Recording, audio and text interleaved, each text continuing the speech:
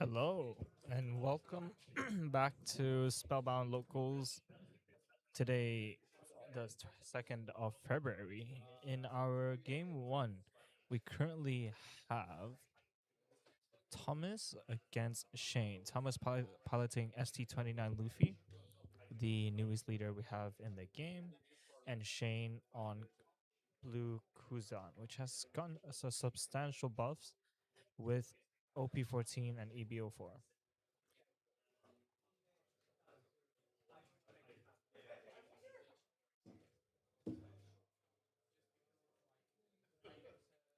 Hello, yes, Spellbound Yapathon is back in full swing for you guys today. Um, Game started. We opened the stream a little bit later than usual. Apologies, but welcome. Happy to see you here, Jake. And yeah, this game is coming a little bit to its conclusion, I believe. But you never know. Luffy is quite a tanky deck, so is Kuzan. Hello, Noah. Jake and you are indeed top tier stream lurkers. Yes. So, Thomas, triggering the Usopp, going to 7k base. Shane, with all his Dawn remaining, calculating what is his best play. Does he play for another turn? Does he have to go for lethal? Hello, Rachel. Hello. How are you? Decides to use the effect of Sakazuki, discarding a card, drawing a card. Yes, that is certainly a strategy. He swings 7 with his leader. Thomas counters.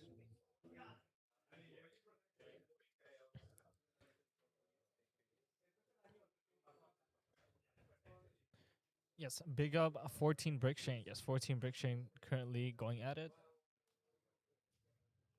Thomas taking his third life down to 3. Considering the trigger. Triggering, drawing a card. Down to 2 life. Shane with no real attacks left this turn. Facing 2 from Tommy. Tommy next turn. Looking like he is deciding to play an additional turn here. Shane tapping 6 to red rock the yellow body, leaving 2 Dawn up. Potentially 2 pheasant, ice block pheasant, and passing the turn. Now with no board, 2 life, Tommy looking to potentially take Shane down to 1 life to try to end it, but let's see what he has in mind with the full 10 Dawn. Tommy tapping 4, playing a Sanji. Searching, taking a Brook.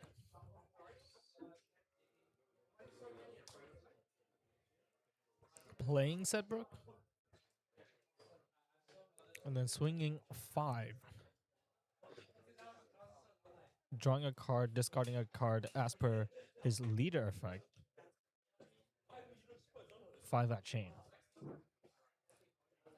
Deliberating, countering with what I believe is a Suru, which is a 2000 counter, suggesting he may not have any 1Ks left in hand. And Tommy plays a blocker, Nico Robin, and passes the turn. Shane now with 2 big bodies on board. Full 10 Dawn. Considering his options, his hand still relatively healthy. Maybe around 6 to 7 cards remaining. Apologies in advance for the glare. Looking like he's going to tap 7 Dawn, still delivering on it. Hello, Ren. Yes, Shane indeed. Thomas, 0 cost last life confirmed. Always with the yellow decks. He decides to play a Gravity Blade. Deliberating which characters he is looking to bottom deck. The Sanji, the 6000 power Brook, or the blocker. Depending if he wants to play more aggressive or defensively.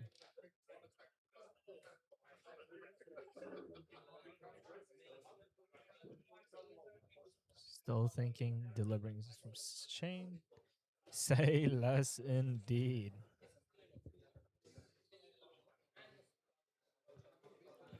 With 3 Dawn up, it is unlikely Shane has any Dawn remaining to play any characters. So the Ice Pheasants he was representing last turn may still be in hand. And Shane elects to bottom deck the blocker Nico Robin and the Sanji, leaving the Brook on board after his Gravity Blade. Both players having a good chuckle. Gravity Blade does indeed go to trash after it is played. Shane's still thinking through his options.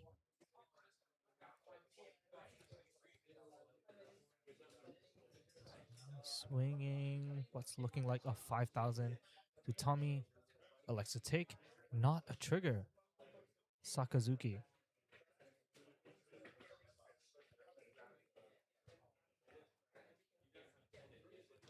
No. The Isho 5 cost 7,000 power swings first. Trigger. Draw a card. And now Sakazuki. Swinging 8,000 at life. Tommy drops 2,000 counters. Shane still with 3 Dawn up. Deliberating if he's playing any Searcher, any other characters. Signals a pass. 3 Dawn up. 1 life. Staring down 2 possible attacks. Does he have the Ice Pheasant blocks? Tommy looking like he has to go for game this turn. Not having any real way to deal with these 2 characters other than perhaps the Rush Bunny. Forcing Shane down to 1 life. 0 life, apologies. Really thinking through his options. Apologies for the viewers who see the baby Luffy next to Thomas. We were unable to find from our database the ST29 Luffy. It is quite a recent addition and not has been updated, but the yellow Luffy leader, for those who do not know, is a mono yellow leader with 6 life. 6, yes. 5,000 power, 6 life. Mono color, mono yellow. And its effect is if you have 2 or less life when attacking, you may, I believe, discard and draw, or draw and discard, one or the other. So a way for yellow decks to filter his hand. Quite powerful. 6 life with the Egghead archetype allows you to play many powerful cards. As you have seen Tommy play this game, Tommy putting what I see is 7 Dawn on his leader, swinging. Shane takes. Brooke swinging. Shane has the Ice Pheasant block to counter out. And GG comes out. Apologies for starting this game a little bit later, so the audience was not able to, and you guys weren't able to see how the game developed in the beginning. But the players are not just running through the game, discussing, what could have gone differently, what could have happened.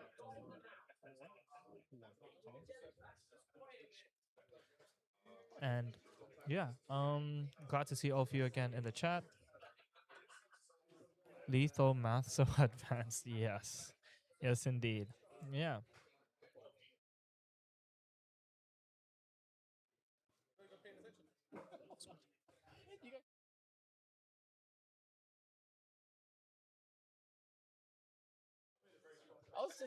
Yeah, GG's indeed. Both players still having a good laugh, going through their decks, going through their games. But yeah, we still have over 15 minutes left on this round. So still 3 rounds remaining. Players are still duking it out in the store. Don't go anywhere because we will be back streaming round 2, 3, and 4. Maybe can get another look at Shane and his Kuzan deck. And yeah, I'd love to, while we're waiting for the next round, you can see Anes Noor there on table 2. Looks like his game's still going on. His opponent, Chang Leong, for those who are local. But yeah, happy to see all of you here today. Tell me, what what did you guys have for dinner today? Or have you had dinner today? And are you excited to play some OP14 EBO4? What decks are you looking forward to playing? What decks you have built? Let us know. And please, if you do want to support the store and would like to see more of this content on a weekly basis, we stream at least every Monday and Friday at 6:30 to start our locals. Please drop a like, a subscription. About 85% of all our viewers are still not subscribed to the channel, but we'd love to get the streams, the videos more out there. And yeah, hopefully see you around for longer. Imagine having dinner. Yes, I think a lot of people here haven't had dinner yet, and we'll probably look to have some after this game. Ray, what are you going to have dinner? If so, what are you having for dinner? So, Noah as well. See Ken, Jake, all the lurkers on your way home from work. Uh see how was work? Was it good? Hopefully the day went well for you. And yeah, players look like they are playing a second game. The clock is not what is representative of the game, but maybe you can get the action of a second game from start to beginning. Tommy. Now, yes, this is round one of the night Callum. Shane is our winner. You can see currently 1-0, and they are playing a game two. Looking like Tommy is starting this time, opening one down, Shane mulliganing. Yeah, unfortunately, work was alright. Glad we at Spellbound are glad it went okay. Wish you were playing locals instead. Indeed, yes, as we all would love to. Yeah, the fist bump is extended. Tommy on one dawn, tapping it, playing the Lilith Searcher, and then just signaling for Shane to pass. Players playing at a little bit of a faster pace since there's only about 15 minutes left in the round. Selecting the Rush 9 cost Bonnie and passing the turn to Shane. Shane on 2 Dawn. Kuzan does not generally play too many low drops except for the Searcher Tashigi, which Shane looks like he is representing. But he plays the Rosinante. Rosi, if you don't know, is an anti-removal card. Blue Navy Rosinante. Rosie Nation indeed. Hello, Dirklers. Hello, Mo. Welcome to the stream.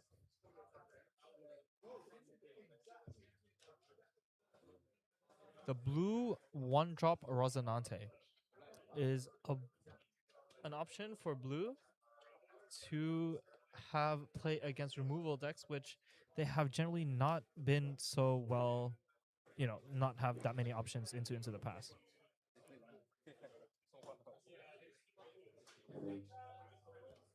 And Tommy on his 3 down turn, swinging with leader and the Lilith. Shane looking like he took 1 life. Playing what I do not know what this character is actually. We'll have to ask him after the game. And then passing to Shane. Shane on his 4 down turn plays down, swings 5, and then plays down a Geon. Blue Geon is a 2000 counter, Navy type. And for those who don't know, every turn, if your opponent activates an event, they have to bottom deck a card. This card saw a good amount of play in Reiju, and I believe potentially Tekton against UP Luffy by other decks. Decks mainly seen play against decks that rely on a lot of counter events. Shane now, Tommy now on his 5 down turn, attaching a Dawn onto his leader, swinging 6 into Shane. Shane takes, triggering an Ice Pheasant block, discarding 1, drawing a card, and then drawing another one from his leader effect. 4 down left. Tommy swinging said unknown card, and Shane countering with another 2K, looking like he is down quite a large amount of 2Ks already in the game. And then playing that said unknown card again. We'll need to get to you guys to see what the card is.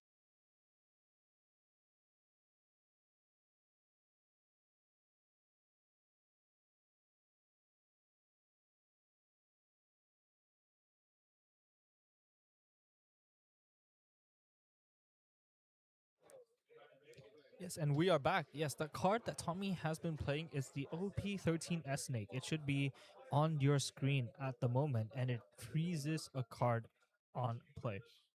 Anyways, back to the game. Shane looking like he swings with the Geon, and now his leader, Tommy, decides to take down to 4 life after taking 2 attacks. 6 life leader. And Shane drops an Isho. New Isho from OP14 and EB04, which is a 5,000, a 5 cost 7,000 character. That if your opponent has 5, or sorry, it's either 5 or more than 5 cards in hand, they have to bottom deck 2 random cards from their hand. And in Kuzan, the effect requires you to discard 2 cards, but in Kuzan, you will redraw those 2 cards. So it's essentially a filter effect. And then passing, representing 1 down. Tommy on 7 down, playing very quickly, playing the Nico Robin, trashing 1 of Shane's life, swinging 5 with the S Snake, and then swinging 6 with his leader.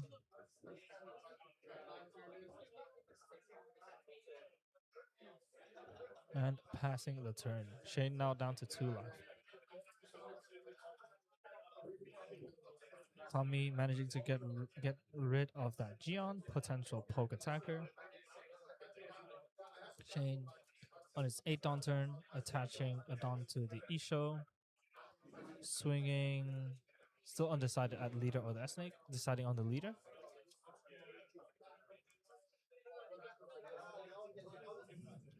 Shane now swinging 5k at the S Snake. Tommy elects to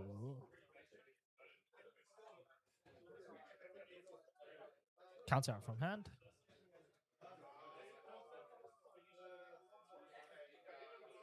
And then Shane drops another Gravity Blade, completely devastating, clearing most of Tommy's board. Shane now with a definite board advantage, moving on, but Tommy, you know he had searched for the 9-drop Bonnie. Now, playing it, 9-drop Bonnie requires you to add a life to your hand, and has Rush is a 9 cost 10,000 power. Gravity Blade is rough. Yes, Gravity Blade was definitely devastating for Tommy, clearing both of his characters on board.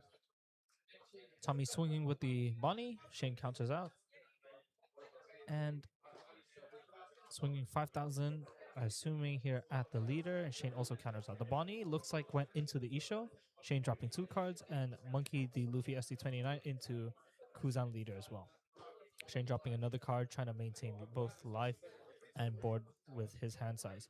Now Shane on his 10 Dawn turn, dropping the 1 cost Searcher Tashigi, a classic if you all played in Sakazuki. Played Sakazuki in OP06. 1-drop Searcher allows you to search top 5 for a Navy card. Okay, looking like he added an Ice Pheasant block, looking to bolster his defensive options. With 9 Dawn remaining.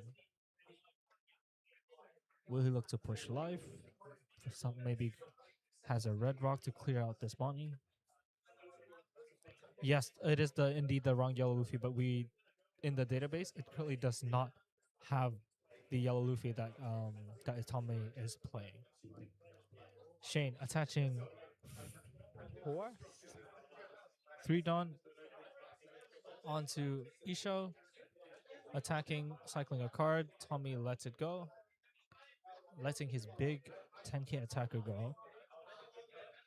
Shane now with what looks like to be 4. 1, 2, 3, 4, 5, 6 Dawn remaining. Swinging 6k with the Rozzy blocker. Oh, sorry, the Rosinante 1-drop into Tommy's leader, and he triggers a Sanji, searching the top 5, taking off Frankie. Shane still leaving 2 Dawn up and swinging another 5, trying to poke out Tommy. Tommy countering both the swings out. Countering the leader swing out with the 2k that he searched from the Sanji. Is this round 2? No, Big B. This is round 1. So we still have at least 3 more games. This is game 2. The game has ended and Shane has gone up to 1-0. Here, back in live, Tommy playing another 9 cost Bonnie. Shane taking his life. Tommy now swinging out as his board. 5K, cycling a card. 5K with a Sanji. Bonnie yet to swing. Shane, with all his done up, looking like he's representing a lot of counter. Can Tommy take it over? Now 10K at leader for the game. Shane, Ice Pheasant block, discarding a Hina. Has to draw a 2K. And looks like he does get out of it. Shane now, though, with no cards remaining, only two real attackers, could try to approach lethal with Tashigi. They're telling me not many cards left in hand as well, so it's definitely possible. He did get the 2K, had to discard the 2K and found a 2K. Tashigi, 5 down attack, swinging 7. Tommy taking a life, no trigger, 3 cards in hand. Official rounds have just reached overtime, so we will proceed with round 2 very shortly.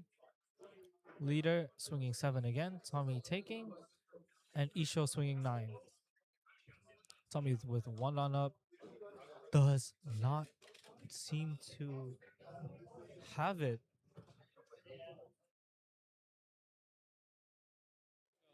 Shane once again taking the second game, saw Tommy just short off counter. He is only 1-0, but has won this game twice in a row. What is this beautiful chat turnout? Perfect lethal budget. Yes, Shane indeed catching the exact lethal needed. Tommy just barely short.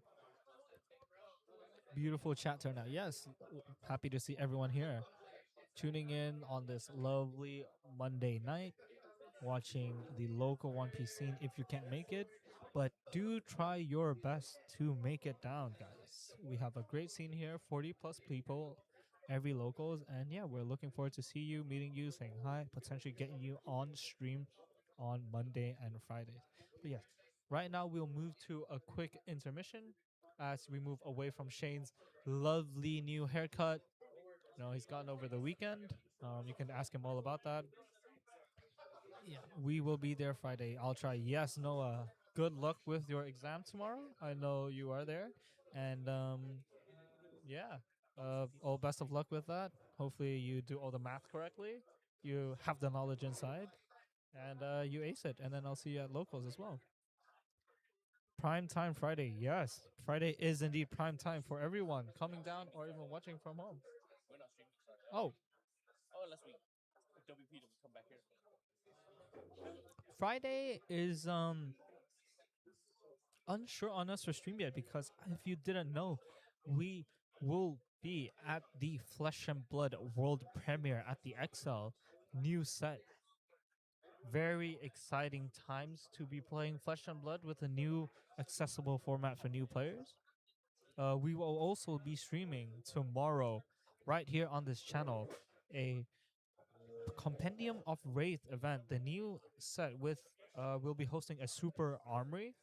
For those who are interested, please come and tune in. You'll be seeing all the new, more the quote unquote budget format decks fight it out. And if you're new, this is the perfect starting point into the game. And today as well, if you, but you guys can't see it, but we do have players here playing our local Silver Age. That is what the format is called, Silver Age, abbreviated as Sage. And yeah, if you're interested in Flesh and Blood, you know, at all, learning about the game, maybe just checking out the cards, etc. Spellbound Games is definitely the place to be in London. Holy, maybe it's time to switch cards game. Maybe it is. Not to sound too much like a Flesh and Blood show, but it is indeed an amazing game to play. And with Compendiums of Wraith, the new set being world premiered in London, there's no better time to get into it now.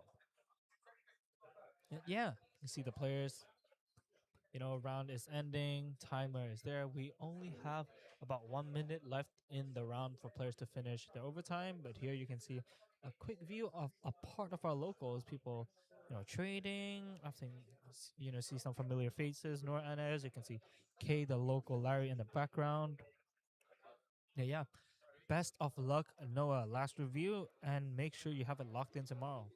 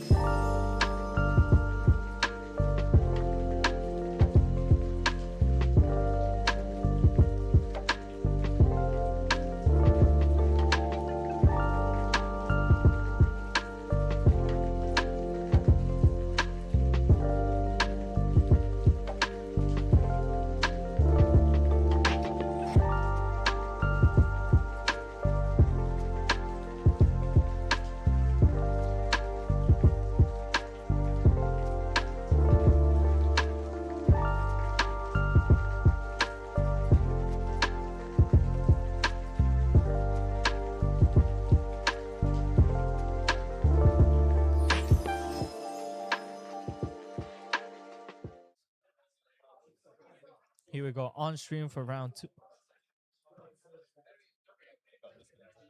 Just a second, guys. Don't worry about it too much. Slight technical hiccup here. The stream will be back in a in a second. Yes. So we have Bing's Hennessy on the left on 1-0 on red green Luffy. And Shane on the right on Isho once again. Let us know if the stream is laggy for you or is it just the intermission.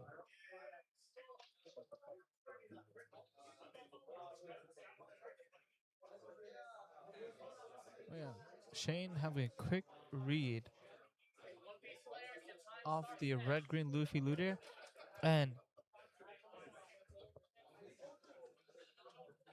the game is starting now. Round timer just started. Players giving each other a fist bump. We will see who is going first, who is going second.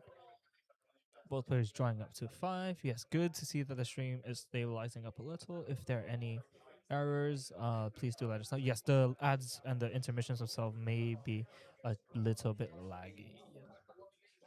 Brings Hennessy looking as if he really likes his hand. Keeping without mulligan.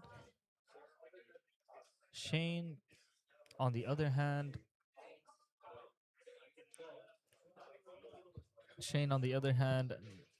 deciding to mulligan. We're still unsure which player has won the dice and gone first or second.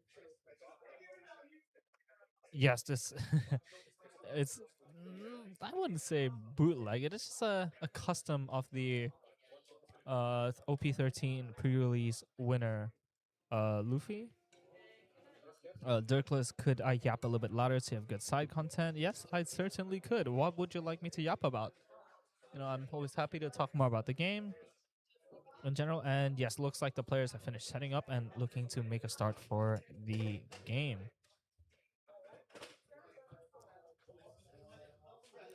So looks like Bing's Hennessy is starting us for the turn. 1 Dawn, tapping 1, playing the Garp Searcher released in OP13. Garp Searcher allows you to look at the top 4 cards in the deck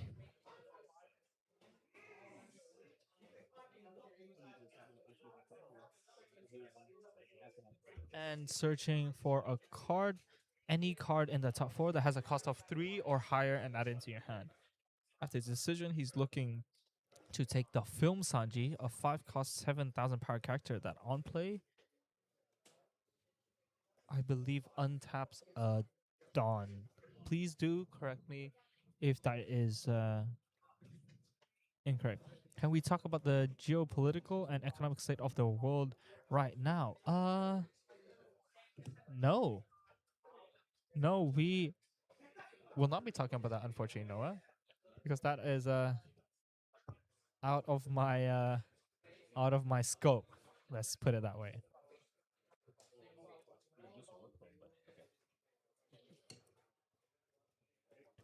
Um, yeah. Sorry, missing 2 Dawn. 2 Dawn. Shane looks like he's passed, and on 3 Dawn, Binks Hennessy has played the 3 cost 3,000 power OP 14 rare Luffy, I believe. This one has removal protection for other Straw Hats on board.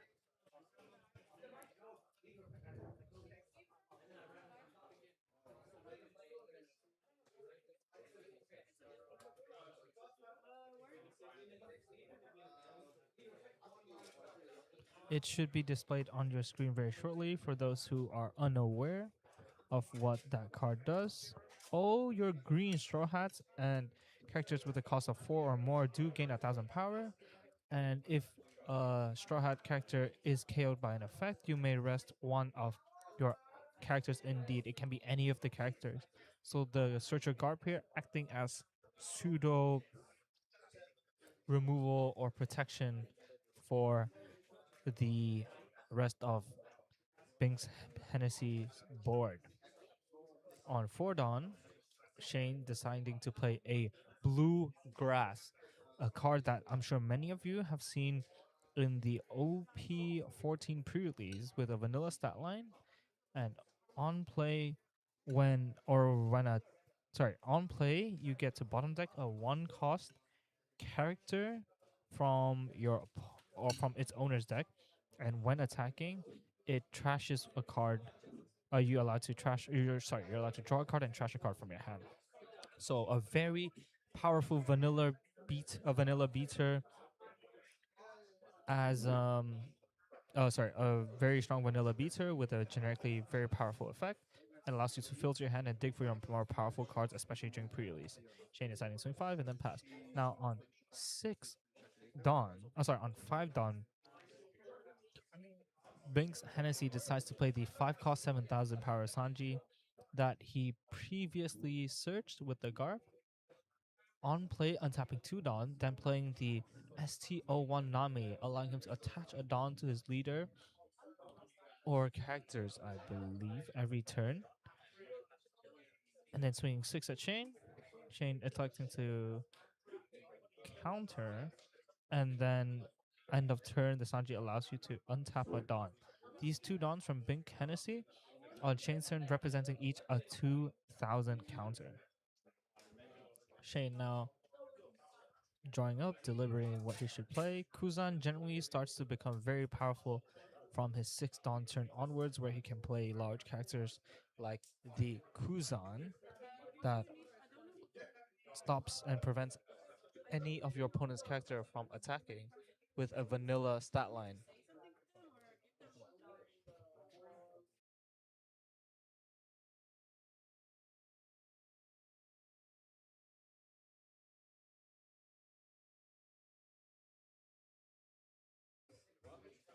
Kuzan should be displayed on your screen very shortly for those who don't know. Shane electing to swing first with the bluegrass, filtering his hand. Bings Hennessy tapping a Dawn as 2,000 counter per Red Green Luffy's effect. Shane now swinging another 5,000, just slowly poking Bings Hennessy out. He elects to just use the other Dawn for quote unquote free counter, and Shane does indeed play that Kuzan on 6.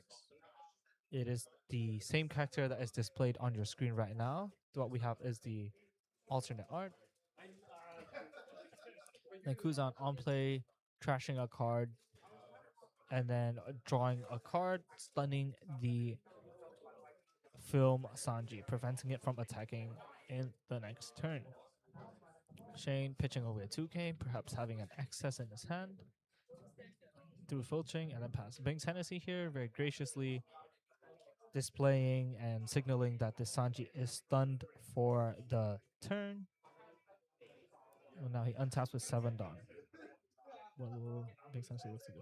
Sanji Bings Hennessy once again playing another Sanji, only costing him 3 as he immediately untaps 2 Dawn from the on-play effect. He then activates the 1 cost Nami, attaching a Dawn to his leader.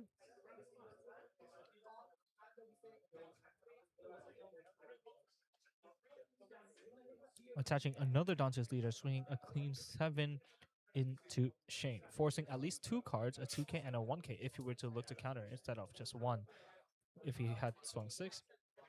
Shane electing to take that attack, and Bings Hennessy passes the turn with 2 Dawn and having 1 more Dawn up from the Sanji,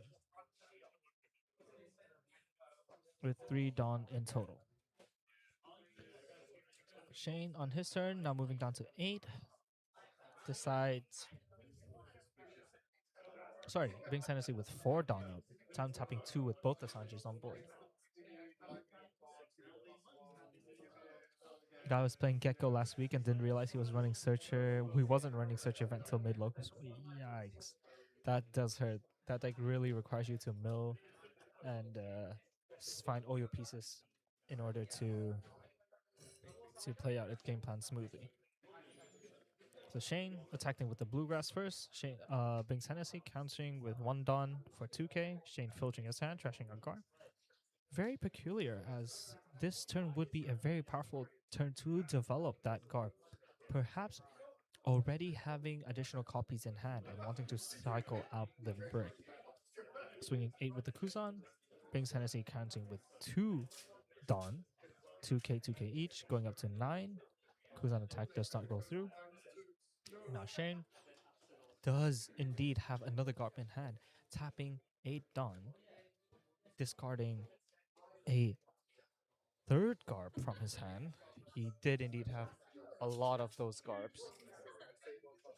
And plays out another Kuzan. Garp, for those who doesn't know, those who don't know, if you discard a card, it's an 8 Dawn, 8,000 power character that you may trash a card from your hand and play out another character that's 6 cost or less. So the common combo you see with these Kuzan players is they will play a Garp, discard a card, using their leader effect, drawing a card to replace it, essentially filtering their hand, and deploy a 6,000 or, sorry, a 6 sorry, an 8,000 power, apologies, character or less, other than another monkey they got from their hand. This usually comes in the form of a Kuzan, or as you saw previously from Shane, a Sakazuki, which allows them to filter additional times. And this Kuzan stunning the Sanji once again. And he passes now. Bing Senesi on his own turn, playing the secret Luffy OP13, kind of being double attack and on play, allowing him to restand for Dawn, essentially only costing 2 to play. Pink Senshi then activates the ST Nami effect, once again putting a Dawn on his leader. This Nami has cheated a good amount of Dawn already, putting additional pressure on Shane.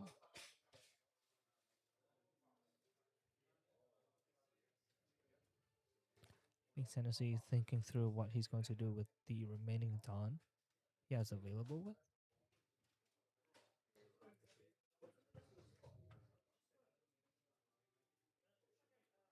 Still thinking, playing out the round table on the Kuzan. Round table, for those who have not seen this card before, has seen quite a resurgence. Mainly seen in the red blue ace. Looking to, the card itself for 4 Dawn reduces opponent's character's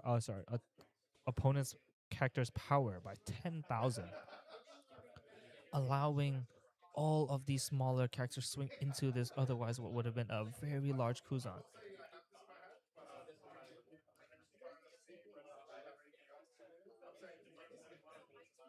Being Sanity swing that Nami at the Kuzan. Chain counters out. He then swings his leader at the Kuzan. Shane lets it go. Bings Hennessy electing not to attack with the Sanji that can attack, and untaps 2 Dawn from both Sanjis and passes the turn. Shane now draws up. Despite that first Kuzan being removed, he still has 3 very large bodies on board. But what will he do with these characters? Will he decide to attack at the Nami, getting rid of it? But if he does so, Bings Hennessy has essentially gotten so much value out of this Nami. He's acted as a 1,000 counter, as well as attached very, very many Dawn onto his leader, allowing him to pressure Shane harder. That's a wrong counter. Shane needed 4k. Yes, I believe round table does reduce your character's power to the negative. The players have played it out, so we'll let that go for now, but we will tell them after the game. Or I will speak to them right now.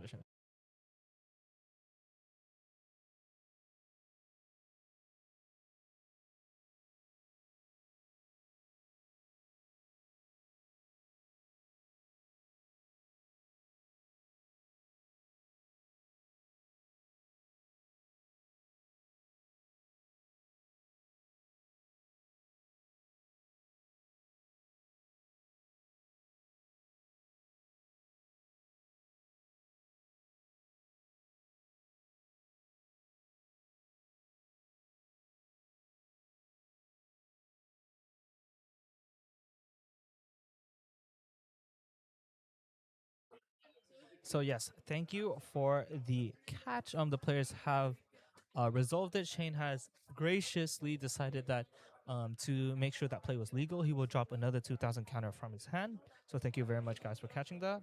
Um, Players often do forget that power in the One Piece trading card game can go to the negative.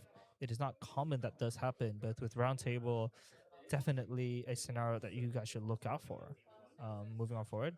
Anyways, back to the current game. Shane attaching one onto Bluegrass, swinging 7 at Brings Hennessy, forcing him to tap at least 2 non, which he does to get out of it.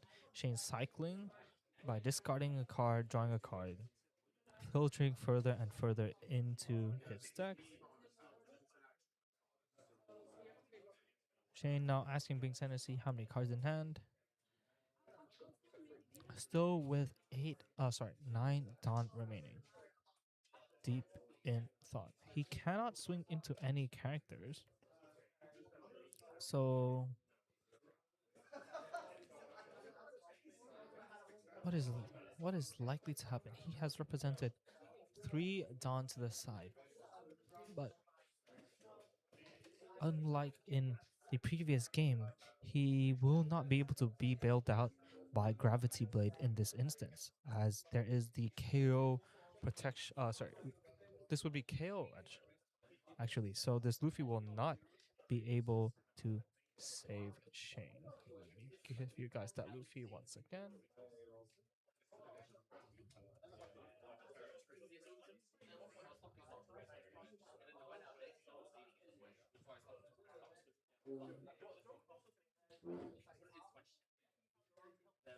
Apologies, chat. Just looking to pull up that Luffy for all of you once again.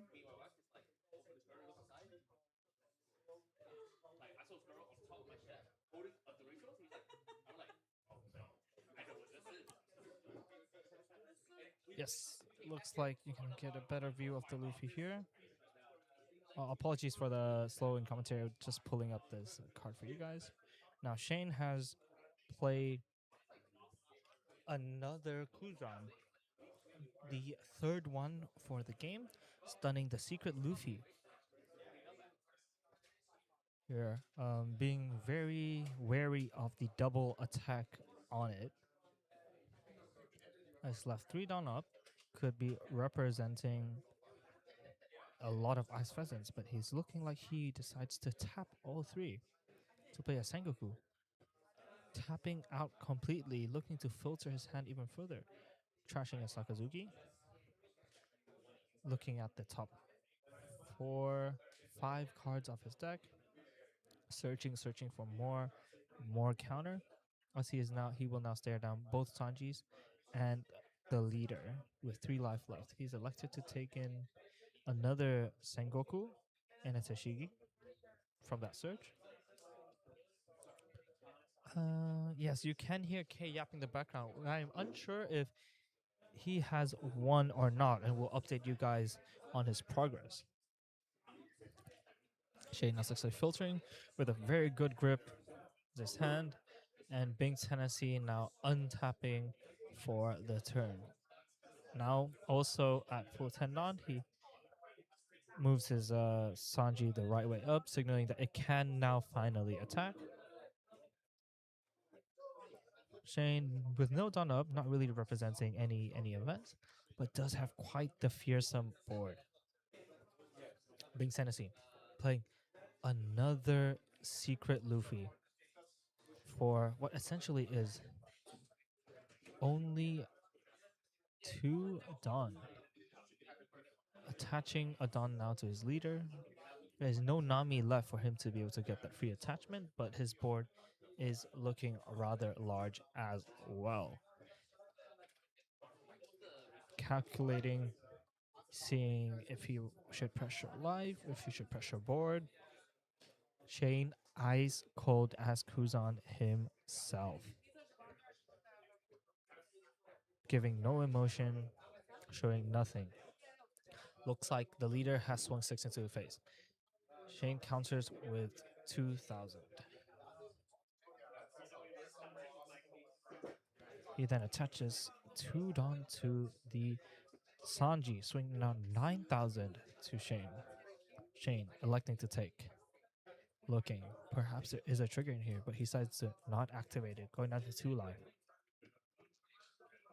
Bing's Hennessy now has one big attacker left. Coolest, Shane coolest, but yes, he is cool, calm, collected as Kuzan himself. Bing's Hennessy now still thinking on what he should do with his remaining dons. He has what looks like to be 5 Dawn remaining to allocate on the rest of his characters. 2 Dawn will be untapped at the end of this turn due to both of the Sanji's effect. Maybe he's considering whether he should play perhaps any blockers he has available or leave more Dawn up to have for the defense, as Shane now has a 6,000 power character and 8,000 powered characters on board in addition to his leader. So it definitely threatens quite a good amount of damage next turn. Bing's Hennessy committing 2 Dawn, swinging. Where is this attack going? Any way we can show current standings? No, it doesn't look like we'll have that available at the moment, Fred. But we will look to try and see if we can implement that. Shane countering with 2 cards with that attack. Any idea when we'll know about the Heroines Cup? Yes, actually. For those who don't know, we will be indeed hosting a Heroines Cup, and it will be in March every Monday, I believe, for that month. Monday every week. So get your decks ready, build them out, guys. Um, you know, bring along your favorite heroine um, from the One Piece franchise with a deck, and yeah, looking forward to see you there. Yes, every Monday. Tickets will be up as soon as March rolls around, so look out for that, and they will all be up at the same time. Shane now on his 10 Dawn turn again, tapping 1, digging further with the Tsushigi. What is he looking for? Is it more defensive options? Shane signaling that he's not entirely too happy with what he found on the search. Is Ivankov playable? I do not know, unfortunately. There is a list of legal leaders that you can definitely look up online because this event has been run in the past in Japan. So yeah, that is a good reference for you all. Shane, off the search, selecting a 2,000 power, 2,000 counter 3-cost Hina that prevents your opponents from activating blockers for that turn. Now he then swings with the bluegrass, drawing what seems to be another 2,000 counter in Gion, and trashing an Isho, then redrawing the card, going +1 in hand. Now his hand has what seems to be many counter of all varieties of both events and 2,000.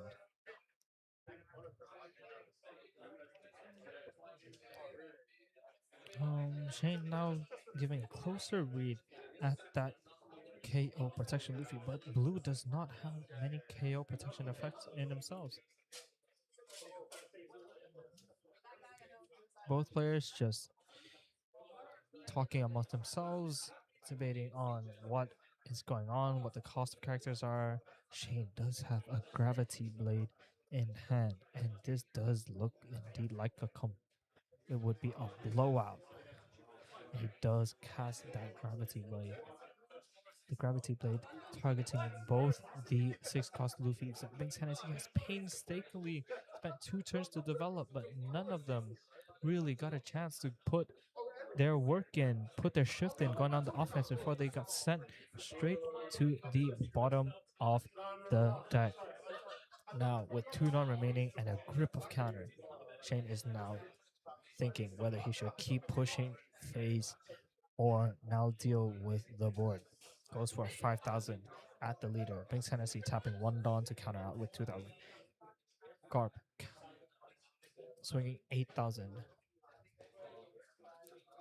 Bing's Hennessy counting with a Dawn and a 2K, looking like he's going for phase.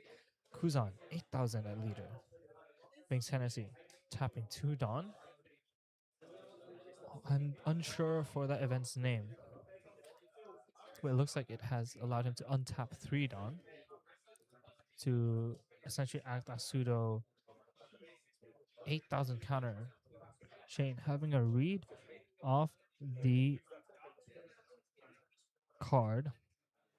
Store Captain 95, no worries at all.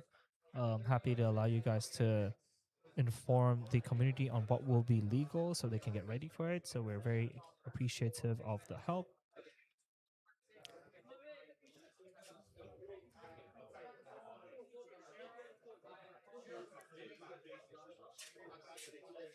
Shane now. Oh, that leader, that event looking like it has somehow stopped Shane's Kuzan from attacking if he has not decided to attack with it. But Big Tennessee now playing down. Oh, sorry, Shane has passed the turn with 2 down up. Big Tennessee tapping 3 to play one of the Luffy's once again seen on stream. Now has 3 attackers and a lot of Dawn he's looking to distribute. It does look like he may not be able to survive or play for another turn. So deliberating on whether he should push for lethal or play once again more defensively. Big Tennessee swinging 6,000 with a Dawn attached on the leader at Shane. Shane counters with a 1-cost Rosinante. Big Tennessee now attaching what looks like to be 1 Dawn. Thinking on where that attack should go. Maybe still deliberating. Now 2 Dawn. Swinging at the Garp.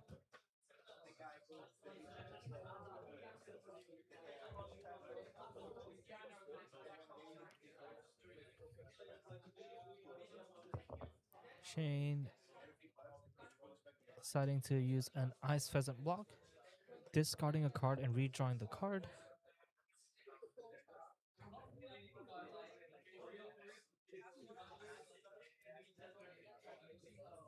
Big Tennessee now swinging 8k with the non-attached to the Sanji. Still thinking. Yet to indicate where he is going.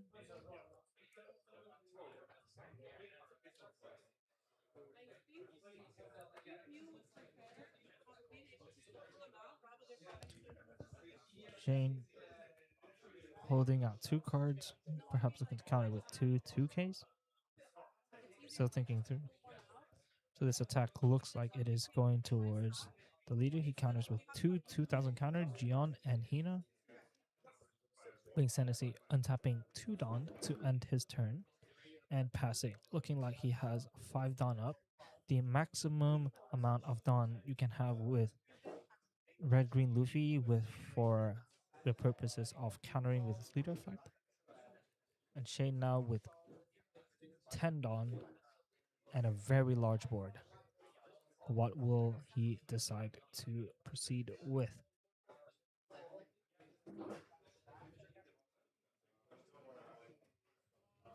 He taps 1 again, playing another Tashigi on top of the previous one. Still digging. What can Shane be looking for? And yes, we appreciate all the kind words for the card display. Hung, our tech expert, our owner, has worked very hard on making this card viewer, making it easier for everyone to see what is going on in the game. So yeah, very glad that it is having a good reception by you guys. Shane taking what looks like to be another 2,000 counter in the Zephyr. Yes, Hung the goat. Hung is indeed the goat. Well, he heard it. He just gave you a thumbs up. So your message has been transferred successfully. Shane, 1 Dawn tapped. 6 Dawn set aside. Attaching 1 Dawn to Bluegrass. Trying to swing as efficiently, as good numbers as possible. Continuously cycling his hand. This Bluegrass has put in so much work for Shane. Every turn this bluegrass attacks, Shane is allowed to draw, discard, and then draw again from Kuzan effect, effectively going +1. He draws another Gravity Blade. Will the game go long enough for him to be able to cast a second one, potentially removing all of Bing's Hennessy's big attackers on board? And he looks like he drew and he just slams it. Bing's Hennessy looking rather dejected as that has not effectively cleared Shane. Cleared Bing's Hennessy's board from all big attackers. This Gravity Blade here is at least, yes, it is what the kids do call peak. Shane now just swinging out with his Kuzans, Bing Hennessy getting forced to take down to 1 life. Now having only 3,000 powered character on board. And what looks like not that many cards left in hand. Perhaps he has to attempt a lethal here, but with 1 Dawn up and 2 life and the amount of times Shane has cycled, it is looking very, very unlikely for these attacks to be able to close out the game. But you never know. Kuzan is a deck that is notoriously known to break up at crucial moments. Thanks, Hennessy. Tapping 3 Dawn. Playing a 4-cost Nami from the newest set, OP14 and EVO4. Still deliberating. Let me get this card up for you guys for those who do not know what this does, because neither do I. Should be up in just a second.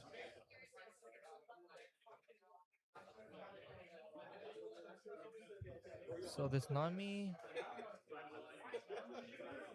is a blocker that on play rests up to 2 of your opponent's characters with a cost of 8 or less. But most of Shane's board has already been rested, so it is essentially just a 4-cost blocker.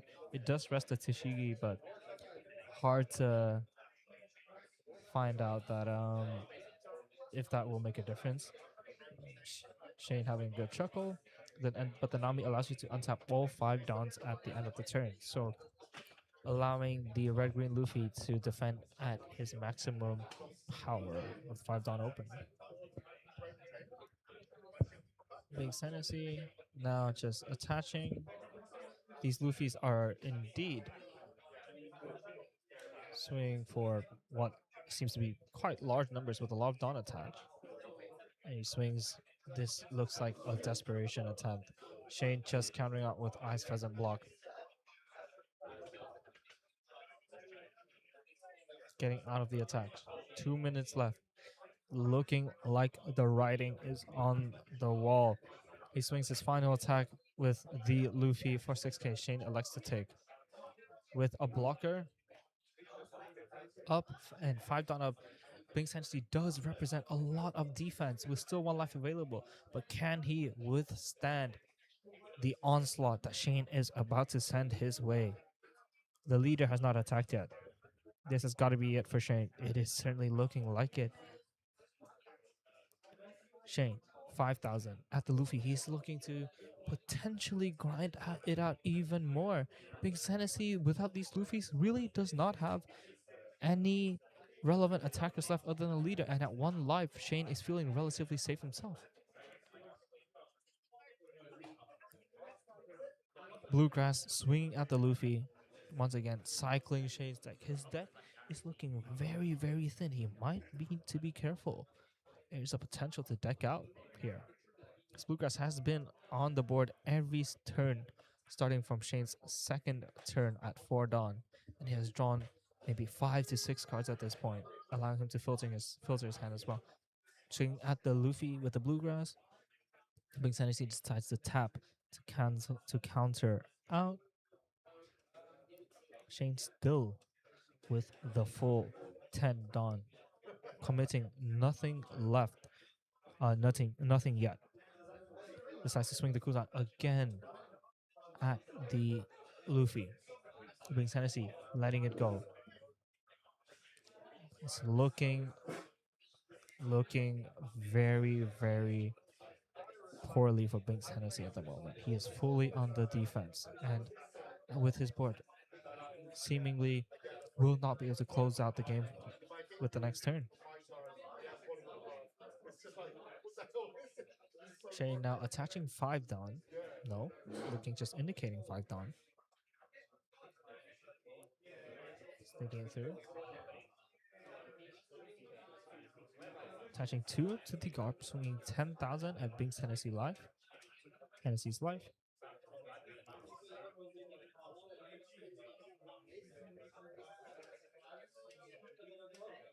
Binks Hennessy wanting and counting with said event. And untapping Dawn, and then counters with an Ashur demonic 9 sword style Ashur as well. Now time has been reached. Looking kind of cooked. Yes, but Shane does have to take care that he does not lose due to time, as he definitely has less cards in deck and they are at the same life total. If this game goes on without any player taking additional life, then Shane will be the one that loses due to the rules. The Charleston event looking kind of nasty. Yes, it does. It has provided Binks Hennessy with a lot of counter than otherwise he would have had this game. Shane needs to hurry up to try and close out the game. He attaches 1, swings 9 with the Kuzan. Binks Hennessy taps 3 down to counter out. Shane now playing a Borsellino, passing the turn.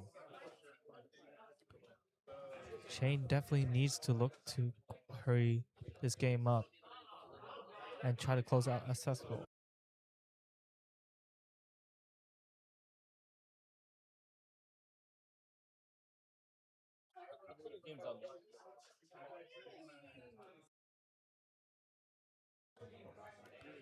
Timer looking as if it's approaching down to 0. Both players still discussing what can potentially happen.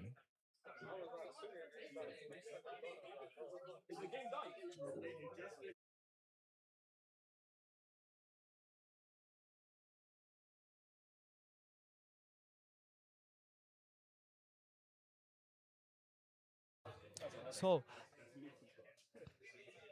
against all odds, with the amount of defense and counter that RG Luffy is able to provide, Shane did not manage to close the game on time despite having a very commanding lead on board and looking like he would have been able to close the game the next turn. But unfortunately, time was his biggest enemy.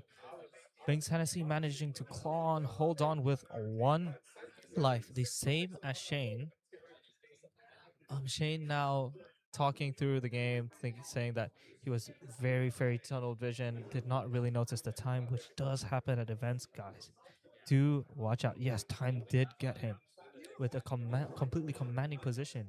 Shane has been defeated on time. Binks Hennessy moving to 2-0 on Red Green Luffy, a very unorthodox leader. And Shane now falling to 1-1 after being on his second match on stream. A shame, but it does happen, guys. Do watch out for time. So yes, that is it for our round 2.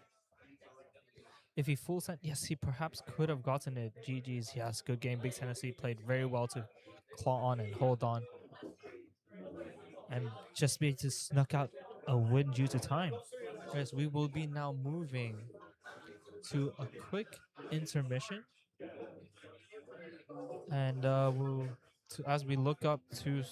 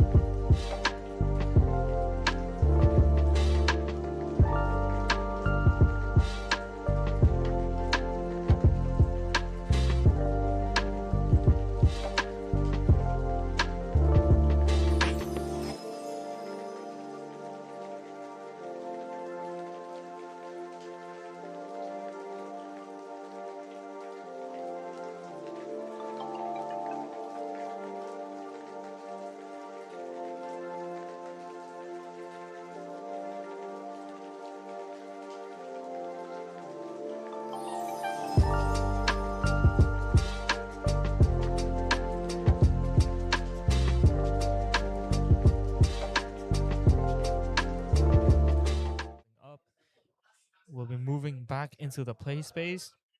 As you can see, they're all talking it out, cutting each other's decks. And yeah, let me know in the chat who you guys are predicting will take this. K or Arch? Let me know in the comments.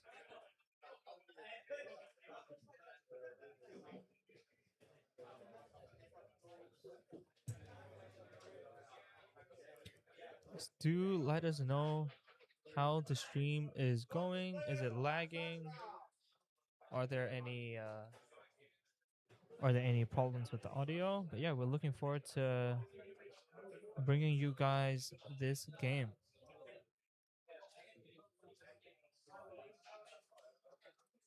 Yes, this does look like to be a good game, Big B. Yes, do let us know if there are any problems with the stream. Is it lagging? If you guys can see everything clearly, if the audio is too loud or too quiet. Both players now looking at their opening hand. Okay, it is a little laggy, but okay. Seems like we are back at the moment. Okay, looking like he is satisfied with his opening hand. Deciding to keep laying out 3 life. And yeah, for those who did not catch our last locals, Purple Yellow Rosinante was one of the decks that did take it down, piloted by one of our viewers in the chat here, Yu Monabi. He has become quite the expert on this deck, and one of the main reasons of its resurgence in the local scene. Players are playing very quickly. Okay, on 2 Dawn. Arj seemed like he passed turn 1. Okay, on 2 Dawn, attaching 1 onto leader, passing as well. Arj on 3 Dawn, swinging, then -1 Dawn for his leader effect in order to cheat out this 4-cost 6,000 power blocker Trafalgar Law that re-ramping him the Dawn that he did. Um, used to use his leader effect, and then passing. K on his 4 Dawn turn, finding the Atmos, usually a 2 off in Ace, in order to alleviate the pressure and return that Law back into Arj's hand after showing 2 Whitebeard Pirates card. Arj now on his 5 Dawn turn, going first, playing a Rosinante Searcher, the very beautiful card that it is to play to find another Trafalgar Law, but then using the leader effect to -1 Dawn, making his next Trafalgar Law or Rosinante card cheaper, and then playing out this 6-cost Rosinante and Law that says if you or your opponent have the same or even amount of Dawn on play, draw 1, re-ramp the Dawn, and it is a blocker. Passing the turn. Okay, now swinging 5 with the Atmos. Having a read at this Law.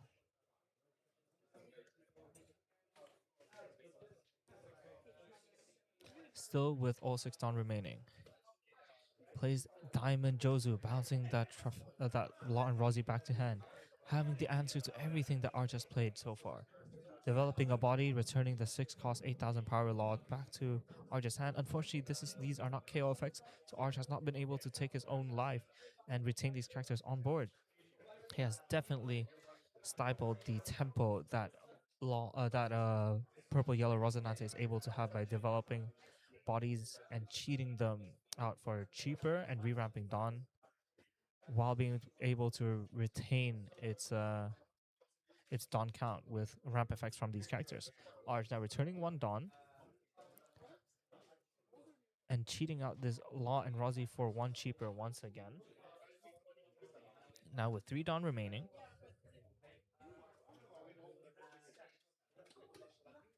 Attaching 2, swinging 7 at K. Will force out at least 2,000 counter or leader effect. Okay, deliberating what he's willing to give up. He decides to use the leader effect on the 1K, on the 1,000 counter Atmos that he has previously played, deciding he will no longer need it. and then Arch passes the turn with 1 on up. Okay, on 8th on, playing using the event I am Whitebeard exactly on script. As Ace players know, this deck is quite linear at times, and on 8th on, your best play is to find that I am Whitebeard event because he is Whitebeard himself. Playing out, cheating out this 10 cost 12,000 power Whitebeard is telling Arch, I can also cheat out characters for cheaper than they are. This then allows him to draw 2, discard 1, filtering his hand. He has decided to not take his life with this effect, staying at 6k, but then allowing this Whitebeard attaching 2 Dawn to one of your characters and one of your leaders. So, okay, now attaching 2 Dawn to his leader, swinging 8 at Arj. Arj uses the I Love You event to counter out, and now Jozu comes down. Jozu with the 2 Dawn attached swings for 9, and Arj blocks with the Lawn Rosie, and then counters for 2,000, getting out of all these attacks, wanting to maintain his life as he is already on 2, starting as a 4-life leader, taking 2 damage from K and being quite rightfully fearful of Goldie Roger and his friends, which could come out from K. Arj now tapping forward on, looking like he will play one of those law 4 cost 6,000 blocker law that he has found himself from earlier. Using leader effect to return a Dawn, making his next law or Aussie character 2 cost cheaper. Tapping 4, looking like he's playing another 6 cost 8,000 blocker, the same one that has previously been played. Because they are at the same amount of Dawn when played, he is able to draw a card, and then the ramp effect happens. So going back to 9 Dawn with 2 Dawn up, now Arj himself also having a relatively wide board, but certainly was not happy with both the Atmos and Jozu bouncing his initial blocker Trafalgar Law and blocker Rosinante and Law back to his hand. Otherwise, he would have had another 2 meaningful bodies on board right now to put pressure on K.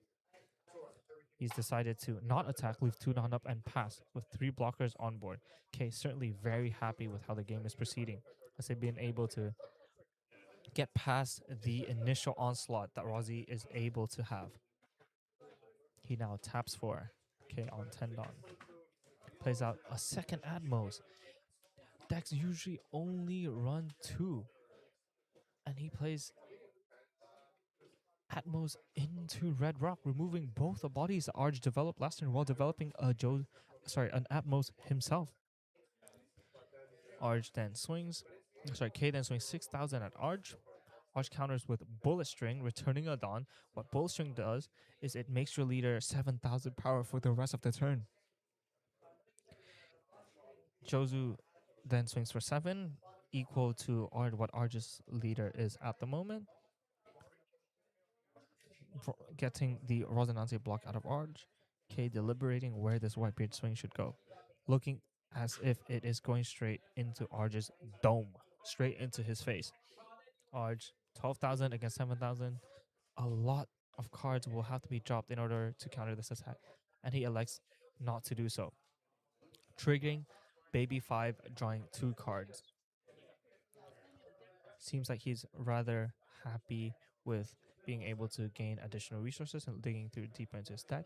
But now untapping, also reaching his own 10 on turn. But now, out of the 3 characters he had left on board in the previous turn, only having 1 remaining. Rosinante is a very rather aggressive deck, very tempo-based deck that cheats out and plays powerful characters ahead of curve while having additional effects that allows you to maintain your Dawn by re-ramping. But K masterfully playing around, returning these characters to hand, not allowing Arj to build up the board, getting a lot of pressure in before he can develop his own big bodies. And yes, purple yellow Rosinante again showing its weakness to blue cards and decks in particular, because the leader does not protect from any removal but just from KO. Arj, for the 3rd time or even 4th time this game, using just deploying the Trafalgar Law by itself. in order to have Dawn for the leader effect, being as efficient as possible, calculating what his best options are for the remaining 6 Dawn that he has. He's decided to tap what I believe is all 6 of those. Sorry, all 7 to play the 7 cost 8,000 Trafalgar Law purple from OP.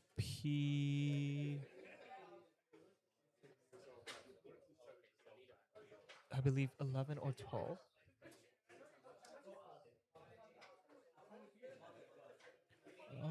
We will be looking to pull up that card for you, but what the card effect does is that it buffs all your Law and Rosinante cards by 1000 power until the end of your next turn.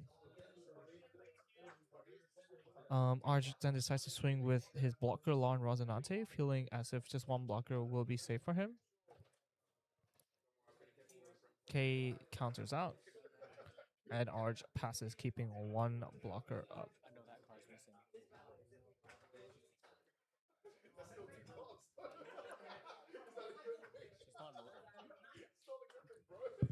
So yes, on screen you will see exactly what Trafalgar Law, the 7 cost character, does. But yeah, game looking very close right now. K, for his 9 Dawn, has decided to develop the OP02 Edward Newgate, buffing his leader up to 8,000 power, attaching a Dawn to his leader to potentially trigger his leader effect. And then deciding to swing 12 with the blocker Edward Newgate from OP12. Arj, after deliberating, he will block with the blocker Trafalgar Law has deployed the previous turn.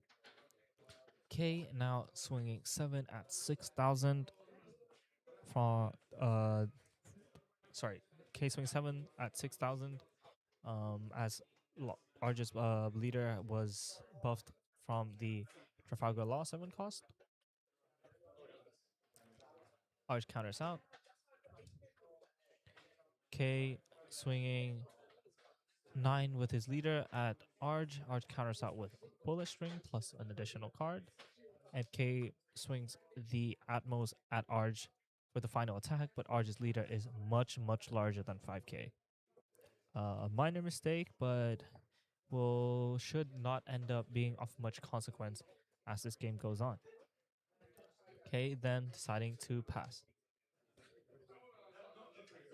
Divine Departure. Yes, Kevin. Hello, hello. How are you doing? Would love to hear all of your comments. Who do you think is winning? Who do you think is ahead? Who do you think is going to close out this game? Yes, £100 to counter 3K. Yes, cards prices, especially alt arts and special arts, are getting quite ridiculous these days, and these players have quite nice looking decks here. Art on 10 Dawn. Looking, swinging 9,000 power at the 7,000 power Jozu. K correctly assessing that he should attach a Dawn to his leader, getting the extra draw from the Jozu dying. Calculating, Arj thinking through the potential plays and decisions he has, staring down 2 very, very large attackers, and one of them being a 12,000 power blocker. So, but it is currently rested. This might be one of the few chances he has to really push the pace on K. K, despite playing ace, does not actually have that many cards remaining in hand. Only 4, I believe. Arch using his leader effect, reducing the cost of his next Law or Rosinante card by 2. Having all 9 Dawn up can play any cost of said Law or Rosi possible. Arch thinking through all his options. What does he have? What is his way? How will he get through this army of Whitebeards?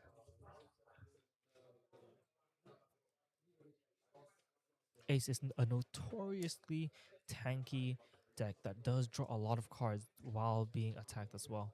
So it is still a long way to go for Arch to get through. deciding to play another of those Trafalgar Laws you see on screen, buffing his what essentially is his whole board by 1,000 and only costing him 5 Dawn to do so. The Law then will re-ramp him the Dawn that he has gone minus in order to activate the leader effect. Arj swinging 6k at the Atmos, correctly identifying that case leader is now 8,000, so he would require a lot of commitment in order to swing into it, and would rather wait until the next turn in order to commit on the offense. Now playing another one of those 4-cost law blockers and passing the turn. Okay, now playing the 1-cost Searcher Ezo, digging 5 cards deep for Wipe Your Pirate's card, finding a 2,000 counter Jozu from OPO2. Not looking particularly pleased, but not upset either. Perhaps not finding exactly what he was looking for, but not too dissatisfied with finding a 2K. The Ezo on play from the Ace and Newgate ST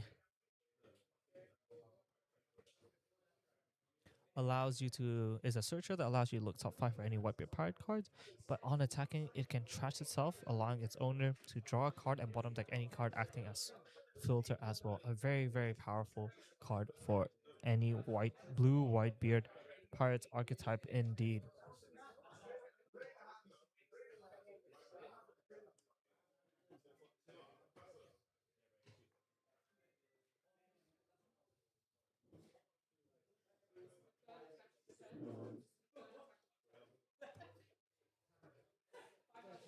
Okay, now thinking. Oh, apologies. He has not played anything with his Don yet. Now swinging 10,000 at what seems to be Arj. Arj now a 6k leader. 10,000 is still requiring at least 3 cards from hand to get out of. Arj thinking, does he take this last life and open himself up to Goldie Roger, or does he want to have the option of attacking back on the offense? And he does indeed take the life.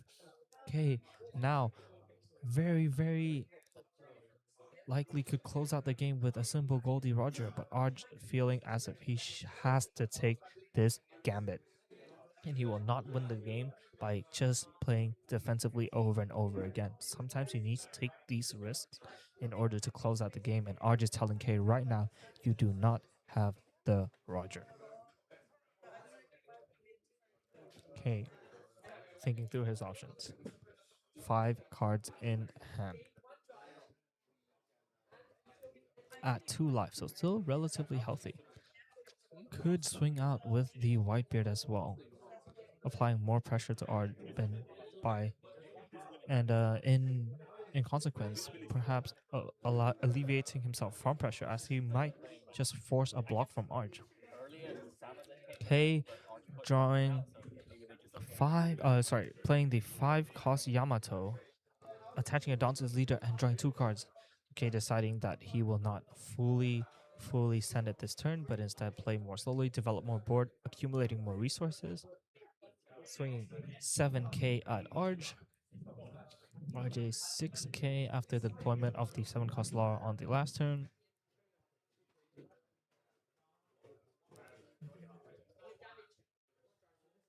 He blocks with the Law and Rosinante. And K does not elect to swing with the Whitebeard, but instead plays a Marco. The PRB2 Marco, for those who do not know, is one of the most powerful cards that any blue any blue decks itself has access to. It's a vanilla stat line for cost 6,000 power blocker that on KO allows the owner to draw 2 cards. So it is very powerful both on the offense and on the defense, with an amazing effect, and especially in Ace, where you have natural searchers for this card, and your leader effect allows you to draw a 3rd card. So it's a blocker that 6,000 power that can swing, while on KO it allows you to fill up your hand massively. Now with 2 blockers up, 2 life, and 5 cards in hand, with the Ace leader allowing one of them even a brick to turn into 2,000 counter essentially, and at least another 2k in that Atmos he searched last turn. Are just staring down what seems to be an impossible task in order to get through to K this turn. But if he doesn't, he may open himself up to the Goldie Roger in the last turn. Looks like he had forced himself into this line of play by taking that last life. But now thinking maybe he just simply cannot get through the tankiness and the amount of resources this ace deck has. Just checking case trash at the moment, with still with 10 on, thinking, carefully making a decision, calculating. As this is one of the crucial turns throughout the game.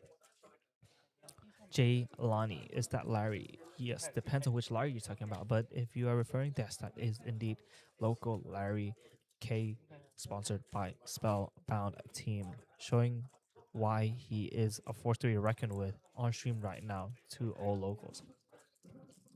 Arj swinging 8 with the law. K blocks with the Marco, drawing 3, and looks like he has found the Roger. But Arj does not know this. He has not committed too much dawn into the swings. Just naturally swinging 8 and 8 with both his laws. K blocking the first one. Now popping the Ezo on the second attack.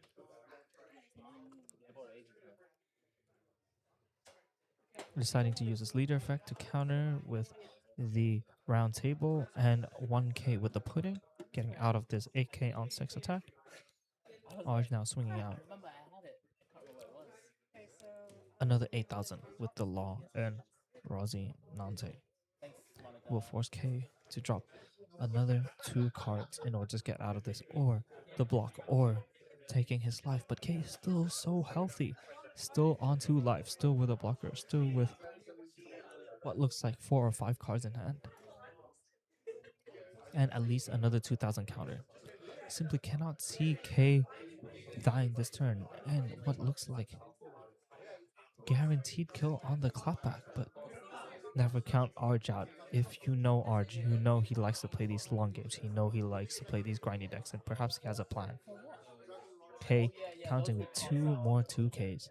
Both Utas still having that Jozu in hand, so we both know, all of us know, that he has at least still another 2,000 counter.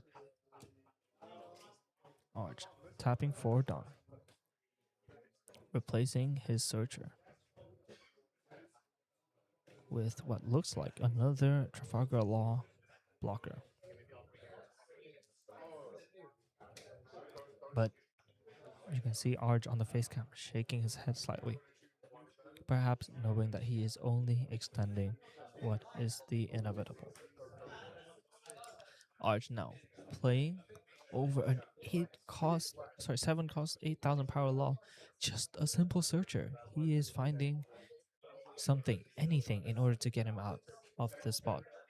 Tapping 2 down, and what he finds is a Rosinante and Law, but with his leader 6 cost. But with his leader effect, he will be able to deploy this character. Arj goes -1 Dawn, reducing the cost of his next Rosinante or Law by 2. And then passing the turn, leaving 3 blockers up. K, untapping, slams the Goldie Roger he has drawn off the Marco. Arj with 1 down up, what can he represent? K, swinging 13 at 0 life. Arj cannot block with any of his blockers, and Arj is defeated with 3 blockers on board. The flag does indeed come out, and for round 3 of the Spellbound featured stream, K on Whitebeard with Goldie Roger does take it over Brotherhood Arj. A valiant attempt from Arj after having all his characters removed early on, getting his law blockered at most on curve, getting his 6 cost 8,000 power law and Rosie Josud on curve, still putting up a fight, but unfortunately at the end of the day, the Larry has come victorious. He has indeed been flagged. Somebody called judge, that shouldn't be allowed. It really shouldn't be allowed, but it is a scene all so familiar with people all across London. Now both players discussing what has gone through the game, But it seemed like to me that after the first two turns, despite putting up such a good fight, such a good effort to come back, the tempo that Arj lost by having his character bounced was just simply too much. He was not able to pressure K on time. He allowed K to be too comfortable on two live, deploying one big blocker beard, one big buff beard. At the end of the day, wasn't able to get through, and K, with a smile on his face as he packs up, getting ready for the next round, could potentially look to go 3-0. K walking up to the casting booth, shouting Spellbound on top. Brotherhood has been defeated today. But stay tuned, ladies and gentlemen. There is one more round remaining at locals. Will we see K once again on table one? Or will we see different characters, different players show up with their own new unique decks? Do stay tuned to find out as we do move to our transition, our intermission, while you guys wait. But stay tuned. Don't go anywhere for our round four is starting within what I believe is about 10 minutes. So yeah, you do have time. Go grab a snack, go grab a drink, get comfortable. It's a Monday night after work. Hopefully everyone is well rested. Everyone had a decent day at work. And yeah, look forward to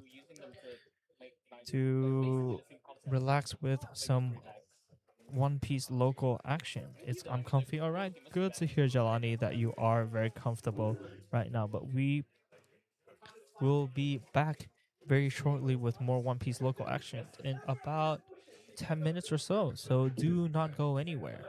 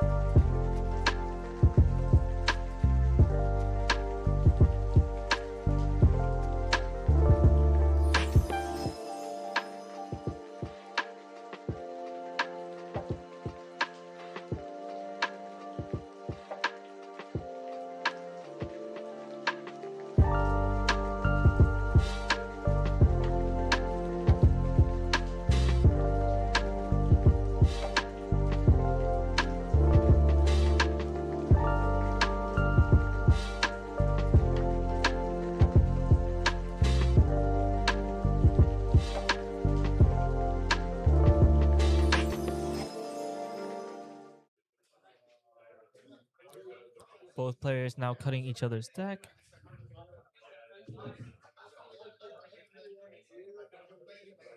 Getting ready, set up for the game. Drawing, okay, drawing 5 cards after mulligan. Bancroft going for the fist bump, but I don't believe that K has seen it. Yeah, K going first, putting a Dawn on leader and passing. Bancroft now playing for one Dawn on his 2 Dawn turn. Tapping 1, playing I'm Disappointed, looking at top 3 cards of his deck. Taking 1 Baroque Works type cards, in this case the Mr. 2 Boncray, the new SR from OP14. And then passing the turn. No, he's played Miss Valentine as well.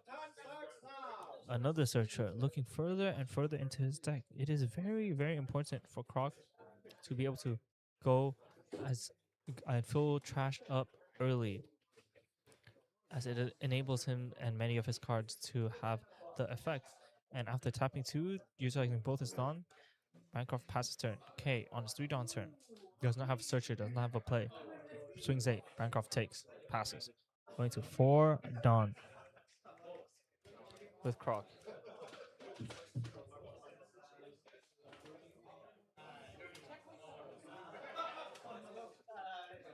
Bancroft thinking through his decisions. Looking at his trash, now very healthy with 9.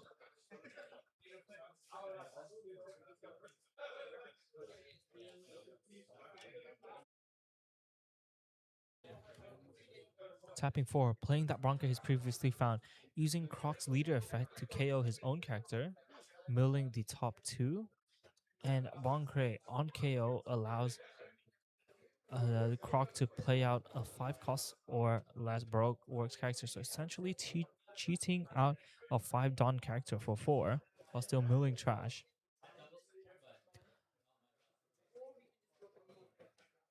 Mr. 3 here is a blocker, 5, 6, 5 cost 6,000 power.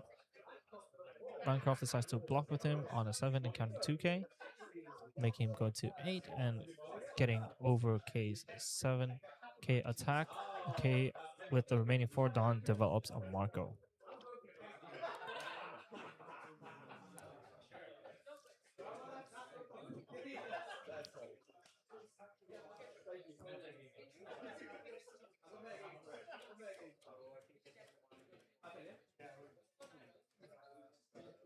Bancroft deep in thought, now on his 6th Dawn turn. Turn before, Croc is able to develop most of its large and powerful character, like the 7 cost Miss All Sunday or the 8 cost Crocodile.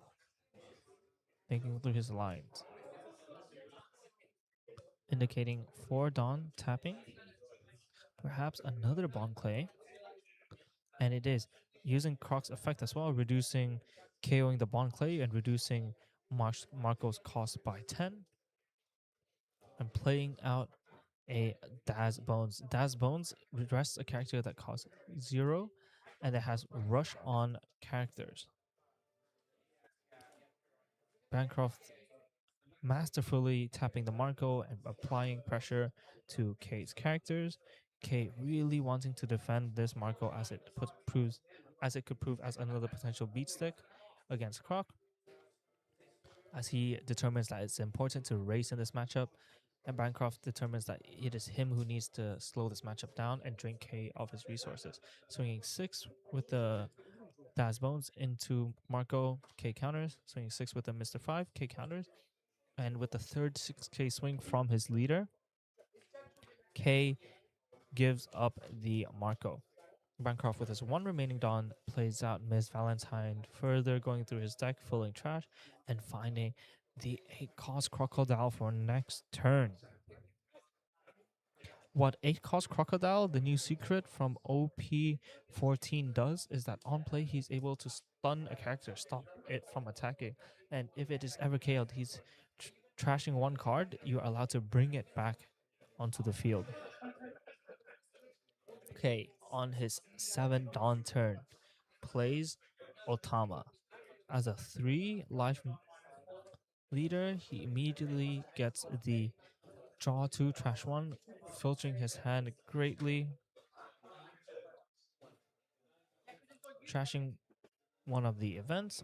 K attaching 2 Dawn, swinging into the Das Bones, leaving 4 Dawn up, looking like another Marco will be played. Bancroft lets the Das Bones go.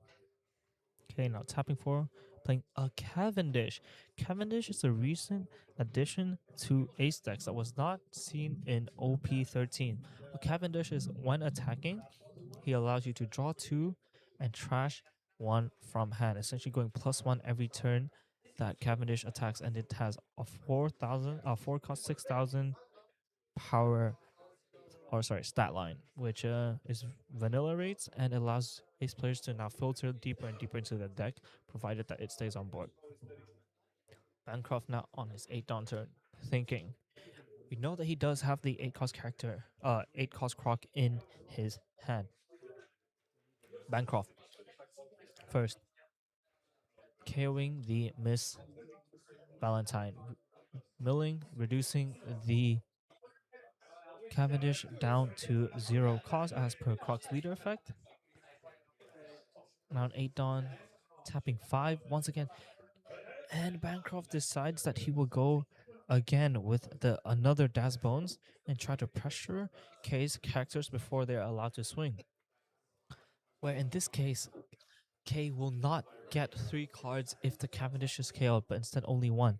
And he desperately, desperately wants to keep this Cavendish alive for at least 1 turn in order to draw and filter his hand. Correspondingly, K counters again, trying to keep his characters alive for as long as possible. Dropping a 2K in the Ace Sabo Luffy, another recent addition from these Ace players, adapting to the new environment. Good, especially against Mihawk, as Ace now needs ways of getting rid of high-powered characters. That is not Red Rock, and Ace Sabo Luffy fulfills that as well as being a 2,000 counter. And Bancroft playing a, I do not remember the name of this card, but it does reduce the power of your Cavendish for just 1. And finally, K decides to gives up the Cavendish once again, starting the turn with no real threats on board. Bancroft really holding off on deploying this croc we know we have in hand, and K finally reaching the 9 Dawn turn, being able to cheat out a 10 cost White Bear 1 turn ahead of curve with the 8 cost event, a scene we are all too familiar with. Drawing 2, trashing 1, electing not to take life, attaching 2 Dawn to his leader as well as the additional Dawn, swinging 9K at the Das Bones, and Bancroft decides to let it go. Not even going to bother to attach the remaining 2 Dawn on Otama, as it will not have a meaningful swing into any characters anyway. K then passes turn. Bancroft now with the full 10 Dawn. We know he has a Crocodile in hand. Will he choose to deploy it this turn or delay it for another turn as he was previously seen doing before? Just looking through his trash. Bancroft heavily considering his options. Still at 4 life, relatively healthy, and he does not want to be defensive. He wants to put K to the test. Do you have the counter? Can you withstand my aggression? 6K with Mr. 5. K instantly blocking with the Edward Newgate. Perhaps waiting for some form of removal. Still with 10 Dawn remaining. Bancroft tapping 7, indicating a miss all Sunday, as he had looked through his own trash, and he does indeed deploy a miss all Sunday. The new SR, along with Mr.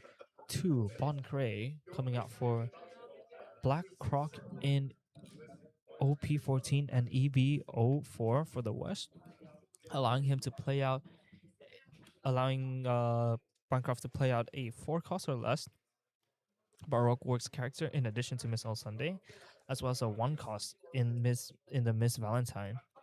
Both of these we have seen before during this game. Bancroft searching once again for, in this case, a missiles, a VV. I don't quite remember what her name is in Baroque words. I believe she has a 2000 counter, and Bancroft using his leader effect to KO the Bon Curé, looking to cheat out another 5 cost or less Baroque works. Looking through his trash. Miss Wednesday. Thank you very much, Fred. That is indeed her name. Yes. Bancroft finding a Miss Wednesday from Miss Valentine. 2k counter. Bancroft still considering his options, looking through his hand, checking what he could bring back. And he brings back, or brings on the field, the Daz Bones for the third time.